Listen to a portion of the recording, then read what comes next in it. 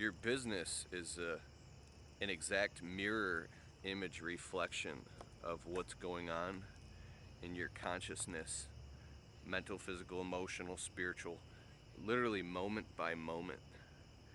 Any moment that you're resisting the pain of the responsibility of your business, your marriage, your life, your circumstance, it will eat your ass alive and chomp your head off if you're not in presence and paying attention. Any moment that you stick your head in the sand and that you fall out of being erect in presence like a warrior or a captain on his ship is the moments where the storms will start just, destroying everything on the deck. And you have to stand at erect no matter how tired you are, no matter how bad you want to give up and put your sword down and take a break, no matter how little sleep you've had in literally months. Any moment you try to take a break, it will overtake you and you will pay hell and fire for it. It's like you're being dangled over something that is impaling you. It's like you're being impaled and you have to fight to keep this thing away from impaling you.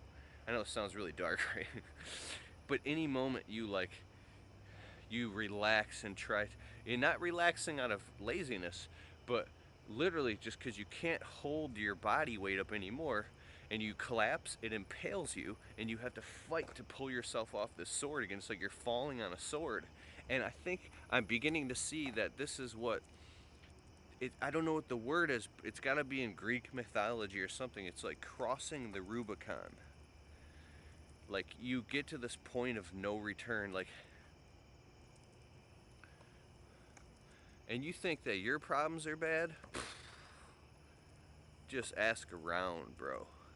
It's not that it's a problem. It's almost like this is the whole reason we're here in this life, is to experience pain and suffering and joy and everything. Like we were put here so we can come out of the spirit and be into the human body and to experience what it's like to feel the dichotomy of pain and suffering, to feel duality, the feeling of being ripped apart, right? Because if you're half spirit and you're half flesh, you're half and half, you're 50-50. So you were constantly being ripped apart.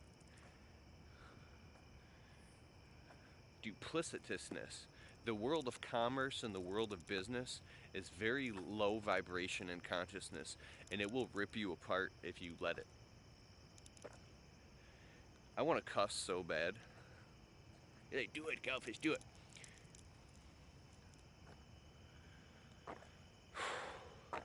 Being married. In a couple weeks here, I'll be married 5 years.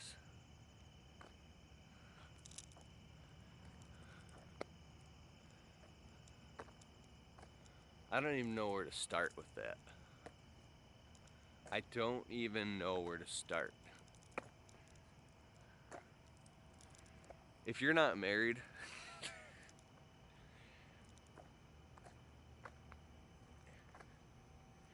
I don't know. I guess you could say it's like being married with kids. I can imagine being married with kids and having a mortgage and having to drop your kids off to school and run a business and make it to family events and try to live your dreams. It's crazy. The world is like designed to say, what is your dream? What is something you've always wanted to do? Yeah, well, you can't do that. You can't do that. You have to, and you're selfish if you try to do that. If you try to live your dream and you try to be happy, you're a selfish prick bastard, and you need to. And you know what? You say, you little pricks. If I had kids, I would love my kids. I would. I think I'd be a good dad. I say, you know, you little pricks. Dad's living his dream. So sit on your hands, go outside and play catch, because Dad is living his dreams. I love Dr. Wayne Dyer. This guy died. I'm just being an asshole, but So this guy was amazing. He wrote like 42 books. He was New York Times best-selling author, spoke all over the world, and he helped change the lives of hundreds of millions, including me. This dude had 8 kids. One of his kids was a drug addict, but all different types, you know what I mean? He even wrote a book about, parenting children and things like that. And I've been thinking about it recently, the more responsibility that I take on in my life and the more I learn about what it's like to suffer and unconditional love and how to see things through, and how if you're like fighting with your old lady that you have to work that shit out, and you begin to see where your own blind spots and your own resistances, your own selfish ways, where you're uncompassionate. This guy must have been a real piece of work to be able to write 42 books and speak all over the world and have 8 kids. He was never home, but he touched hundreds of millions of people. Like, the calling on your life and your dream must be so strong for you to forsake those around you, because you know that the calling is that strong and that they will be able to take care of themselves. Or your level of unconditional love must be so, is the poignant is the word, and so strong that you can do both. I think that's what this video is about. The strongest person, this is it, I got it. The strongest person and the ultimate sign, an example of somebody who is consciously developed and spiritually developing, is a person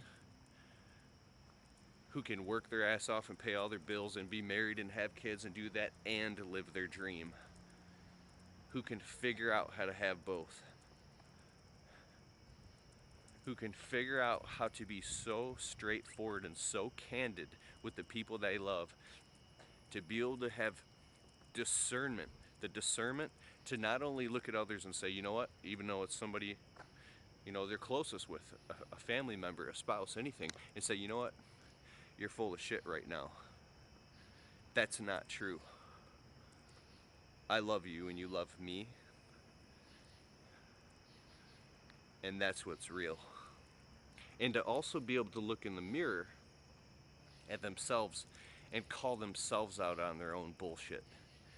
And the more you can sift through all that and stop wasting so much time burying your head in your psychology and in these stuck pathological negative emotions that drain our energy like vampires, or maybe they could be succubus or incubus or whatever you call it, these spirit entities that, I don't know.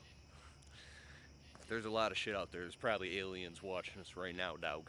They've infiltrated the NSA, and the aliens are really running the government, and they want a new world order. But anyways, I think when we can get really crystal clear about that, that's the ultimate state of maturity, is when we can be that effective where we can handle all our responsibilities and chase our dreams and live our dreams. I like that idea. That feels like power.